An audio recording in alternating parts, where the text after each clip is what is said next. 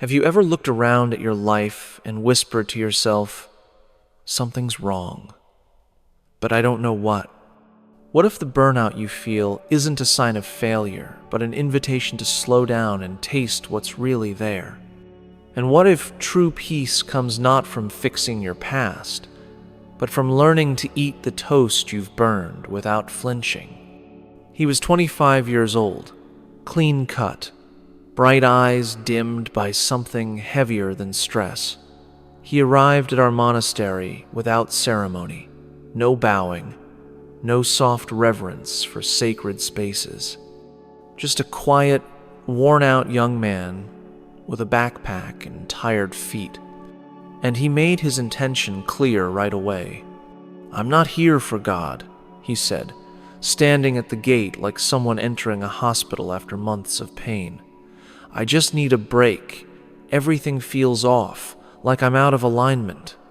He had one of those high-paying tech jobs.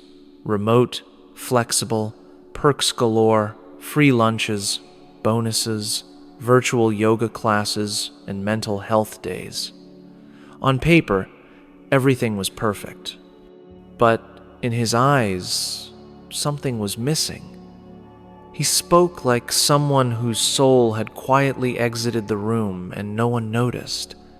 On his second day, he sat beside me during tea and said, "I used to be excited about things.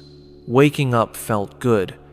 Now it just feels like I'm always behind, like I'm late for something, but I don't even know what it is."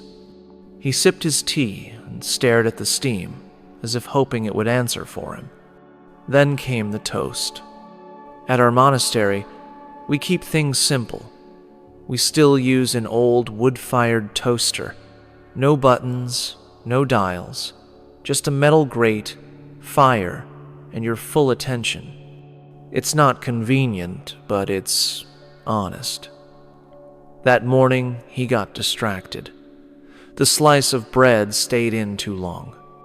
When he finally remembered, the toast was charred black as coal.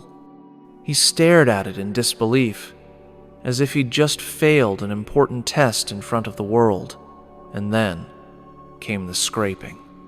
He grabbed a spoon and began attacking the surface of scraping, sighing, muttering to himself, "Stupid toaster, stupid."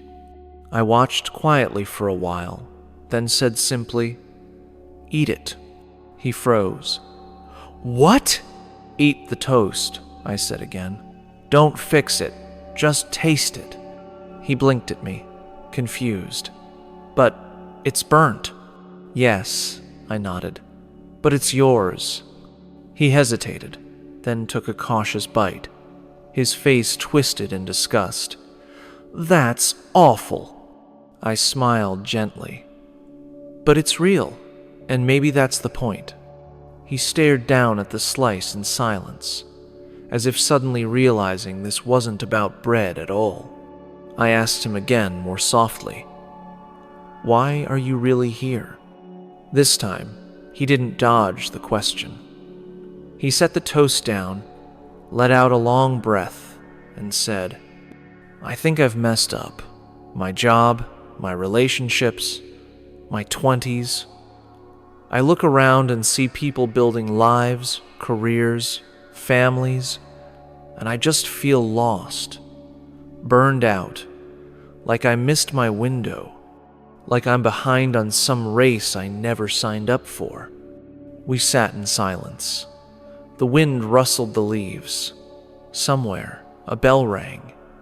And then I said, "You're trying to scrape your life back to what you think it was supposed to be.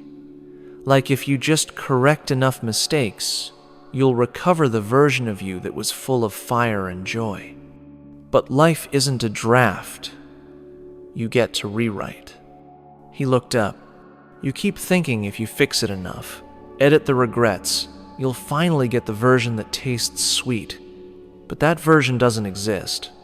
This burnt toast is the only thing that's real. And the question isn't whether it's perfect. The question is, can you taste it and learn from it?" He didn't speak. but something in his shoulders softened. The next morning, he burnt his toast again. This Timion purpose.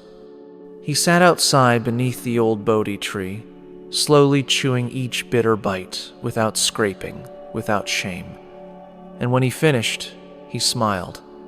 Not a wide grin, just a gentle curve of the lips, like someone who finally understood something, even if he couldn't explain it yet.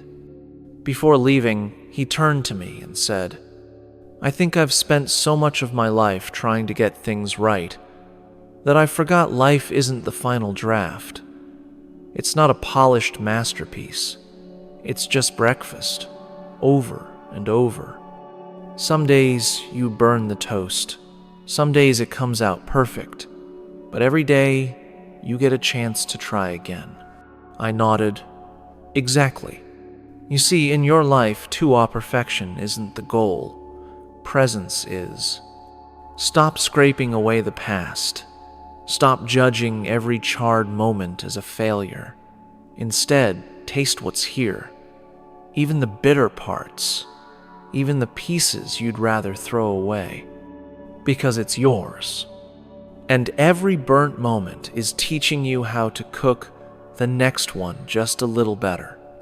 If this story spoke to you, maybe you're ready to stop chasing perfection and start living with presence. Share this story with someone who's been burning out trying to make everything flawless. Subscribe to Golden Bell Dharma for more soul-deep reflections. Until next time, be here, be whole, and stay blessed.